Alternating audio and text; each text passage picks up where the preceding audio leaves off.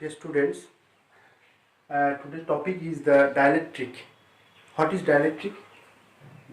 The dielectric is an insulator, and it is different from the conductor. Where in the case of conductor there is a free charge, but in case of dielectric the charges are bound. They cannot move in a macroscopic distances.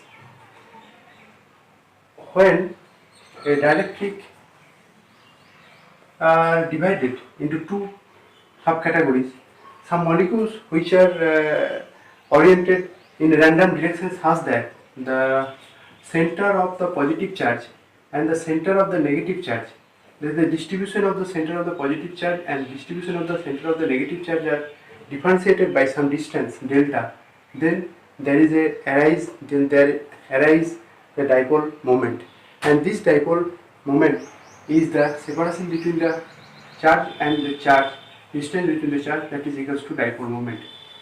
And in this basis, when the material is divided into two categories, someone is polar molecule and someone is non-polar molecule. Polar molecule has a permanent dipole moment, and in case of non-polar molecule, there is polar molecules are H2O, HCl, etc.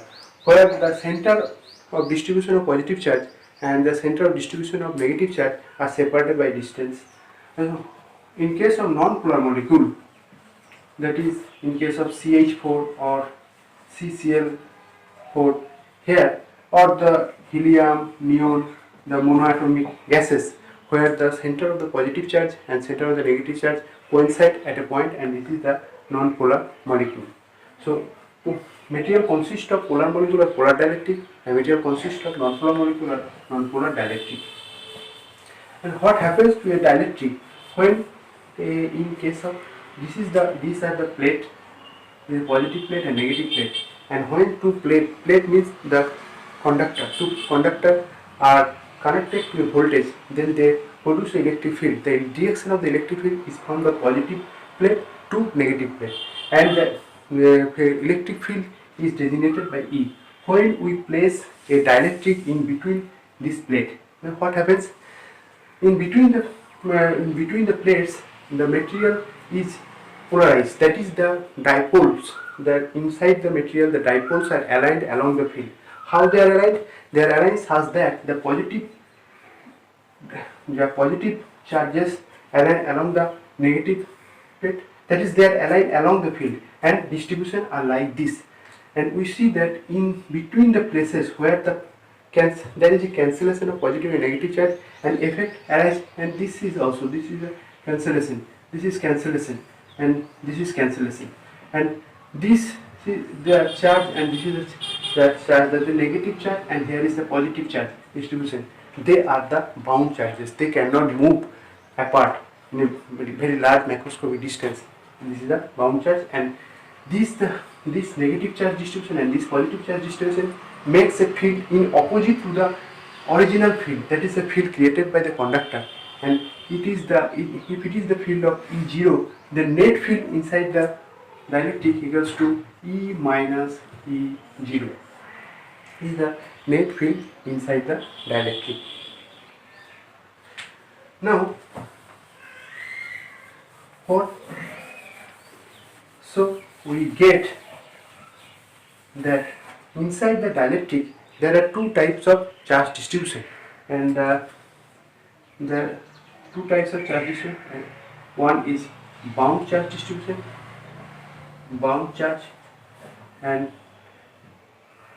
and these bound charge are volume charge, and surface charge, and they do not move very large distance. There is no field charge. What happens to a material when the material is like this?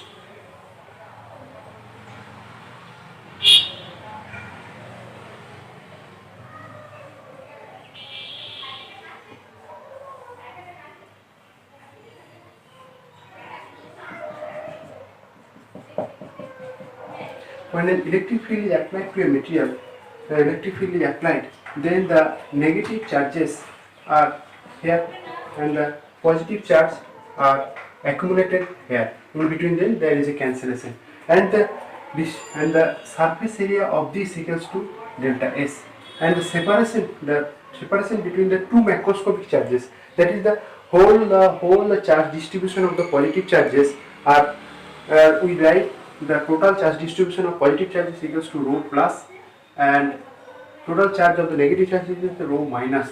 So total charge in this area, because if it is the delta L distance, then total charge in this area equals to a delta rho plus delta L into delta S. This is the total charge. Then if it is the displaced by distance of delta A, then the total the charge, this is the charge and this is the distance. So charge into distance, that is a dipole moment, small p equals to rho plus delta L delta S into delta A. This is the dipole moment created. Now we know that polarization vector is defined as polarization vector equals to limit delta V tends to 0 1 by delta V sum of p I, that is I equals to 1 2 n, that is total number of dipoles created inside the material by volume, the total dipoles by volume. So here in case of this, it comes out as rho plus delta L delta S delta A by the volume equals to delta S and delta A. So this cancels out and this cancels out, equals to rho plus delta L, that is the total polarization charge equals to rho plus delta S. So inside the material we see that the distribution of charge. The distribution of charge means the total charge, initially the total charge was 0, and the distribution of charge is such that some few are the bound charge, volume charge density, and few are surface charge density. Surface charge are on the surface and volume charge inside the volume or on the total volume of the material. So total charge distribution equals to this is the volume charge distribution dV plus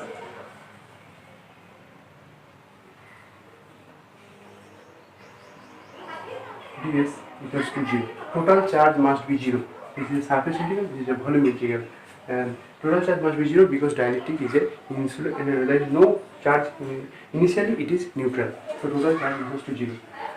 Now what happens if the charge distribution is if applying the total charge moving out from this material equals to the redistributed, and the total charge moving out equals to ds p dot ds equals to is a surface integral equals to del dot p dv. If it was initially equals to 0, initially total charge, initially charge equals to 0. So charge is moving out from the dielectric, so total charge distribution will be minus del dot p dv, the total charge after releasing this charge equals to rho p dv. So we can write the volume charge distribution equals to rho p equals to rho p volume charge distribution equals to minus del dot p. So del dot p appears due to the non-uniformity of the polarization inside the material. Non-uniformity. If there is the uniform polarization, that is the all are aligned and there is no uniform non-uniformity, then del dot p equals to 0 and rho p will be equals to 0. So rho p arises from the non-uniformity. And another charge, that is we have shown in earlier picture, the charge appearing on the surface, rho plus delta L, that is appearing on the surface, and that is the sigma p, the surface charge density equals to p dot n cap ds, p dot n cap, the surface charge density. So two types of charge distribution are in case of dielectric. It is the volume charge distribution, and it is the surface charge distribution.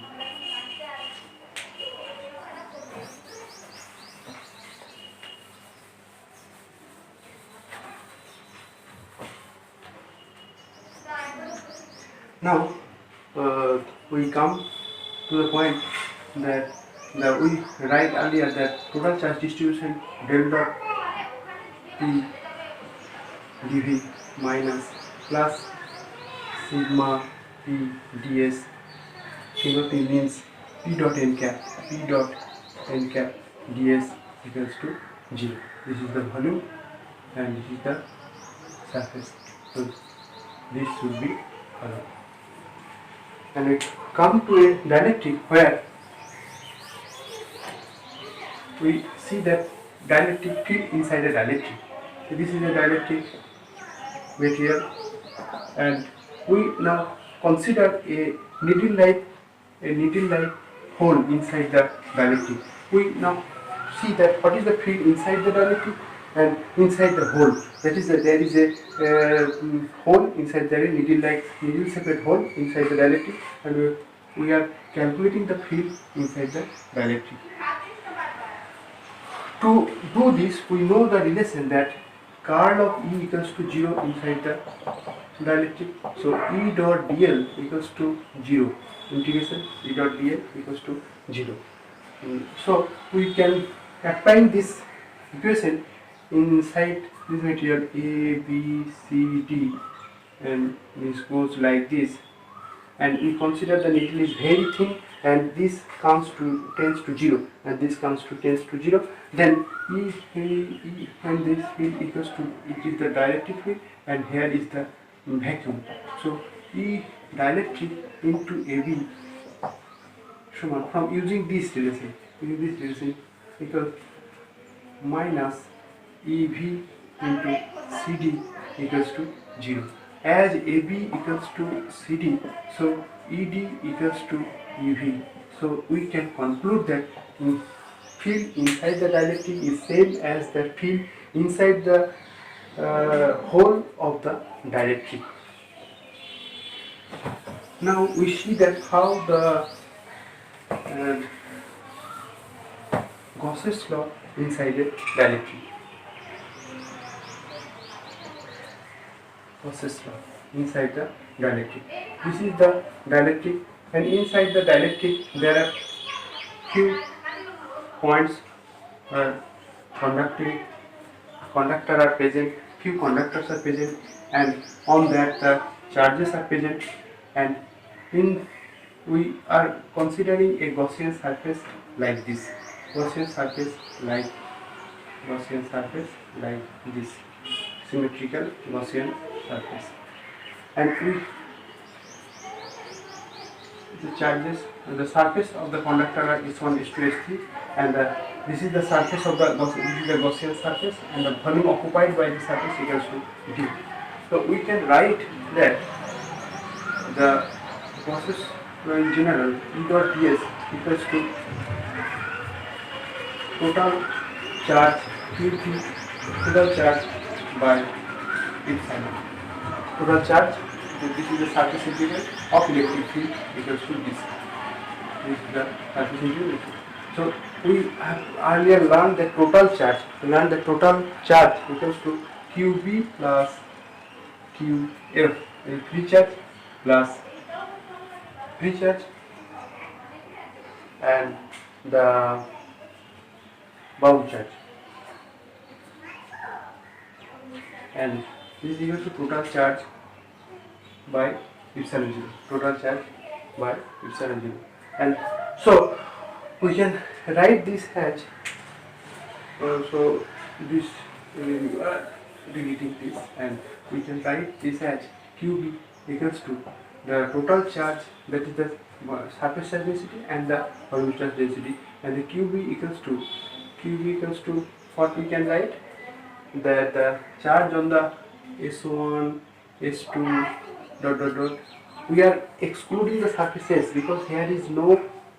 This is not the this is not the surface of the dielectric, so we are excluding the S. We are excluding S and writing this as P dot n cap ds minus this is a volume charge distribution. Volume charge distribution equals to del dot P dV because over the volume plus Q F equals to epsilon 0 integration E dot ds. This epsilon 0 is multiplied by this equals to this. So cleaning this, we can write that the equals to P dot n cap ds S1 S2 dot and minus this is del dot PdV because of the divergence theorem. So P dot n cap ds. This is the over the whole surface, the surface of the dielectric and the S1, S2, S3, all the S and plus U. So using this we get P dot n cap ds. Here is the all except this. So this is on the and the negative sign, which is the bigger. So plus equals to Q. So we can write using this. We can write this as epsilon 0 E. Taking this from left side, integration epsilon 0 E plus P dot ds equals to QF equals to D. We are taking new vector. This is equals to new vector, displacement vector. Epsilon 0 E plus P equals to, we are calling it displacement vector, and displacement vector D dot equals to QF. So one equals to rho F ds, rho F, and this is equals to D dot ds equals to QF. And this is the Gauss's law in case of dielectric E dot ds, but there is E dot ds equals to Q. E dot ds is total charge distribution, total P charge, and here equals to D dot ds equals to Q. Now we can write this at del dot D dV. So using Gauss's theorem, and we can write it rho dV, total charge, rho F, this is a rho F free charge, total free charge. So del dot D equals to rho F. This is the differential form. This is the differential form of Gauss's law. This is the differential form of Gauss's law in dielectric. We know that D equals to, what do we know? D equals to epsilon E.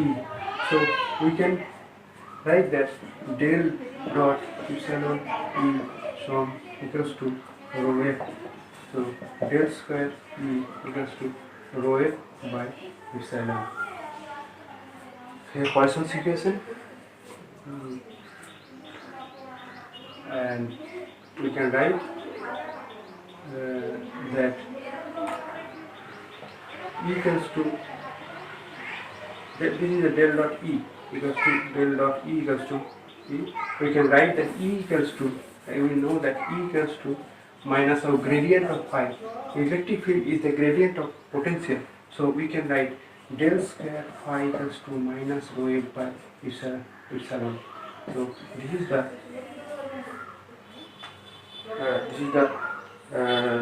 Poisson's equation, and when there is no charge distribution, please P charge, then we can write del phi equals to 0. This is the Laplace equation.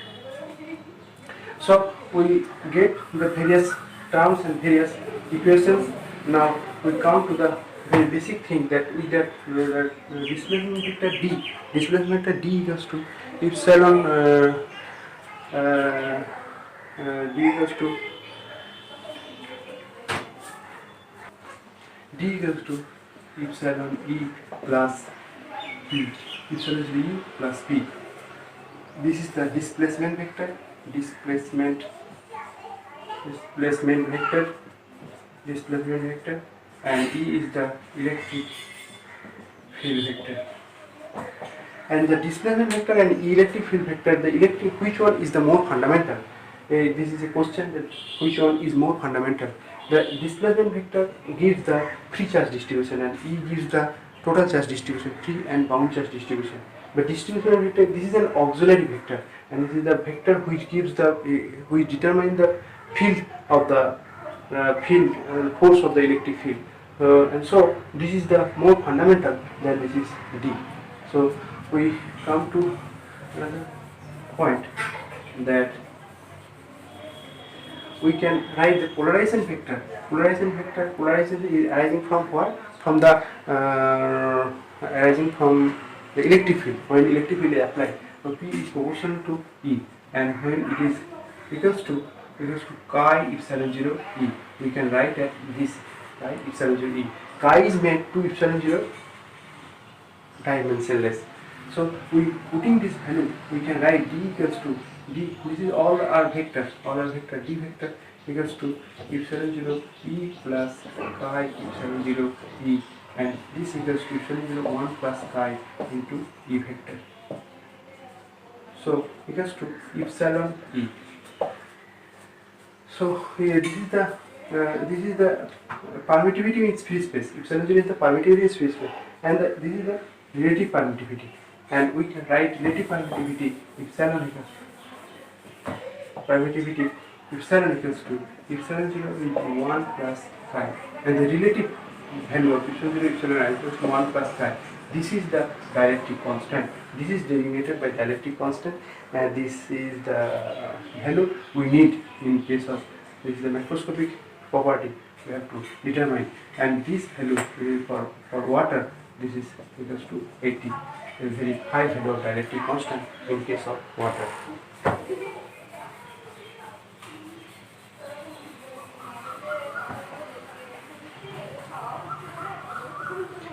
Now we go to the where the dielectric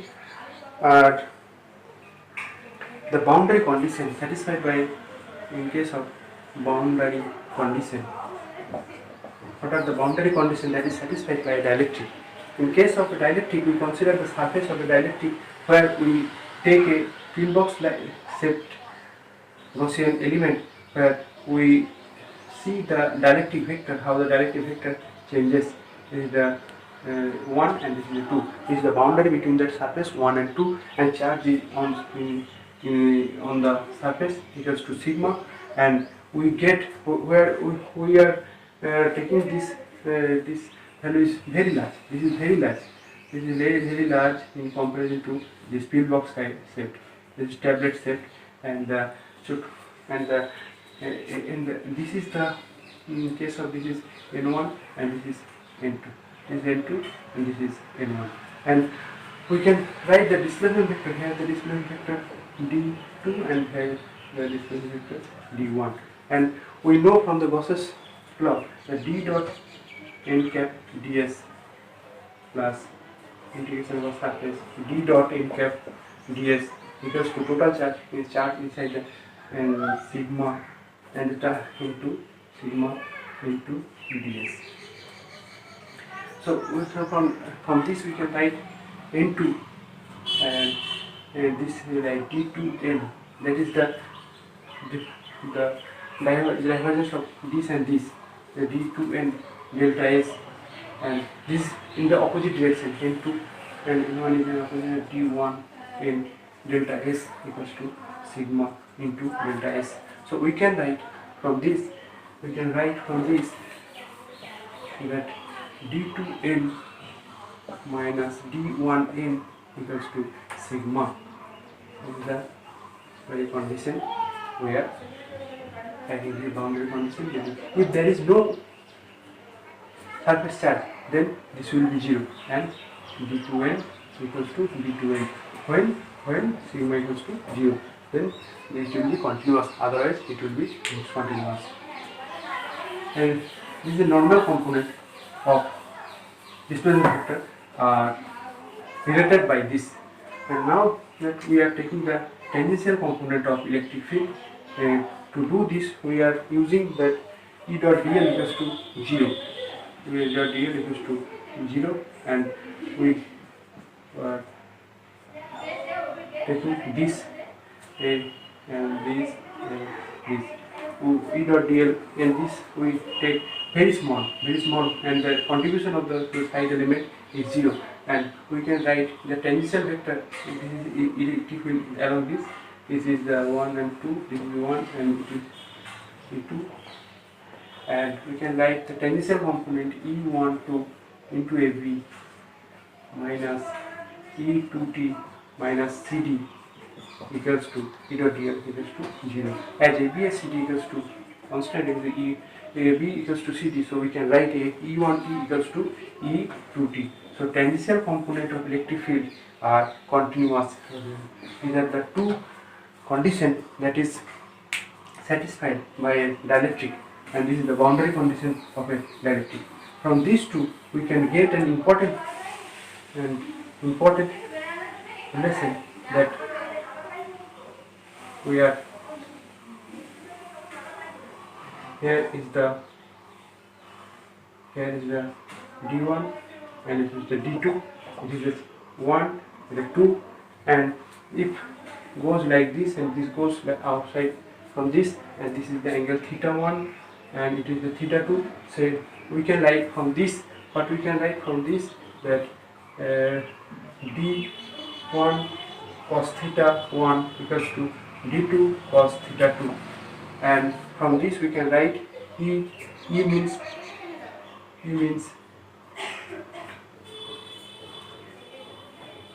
D by epsilon d1 by epsilon 1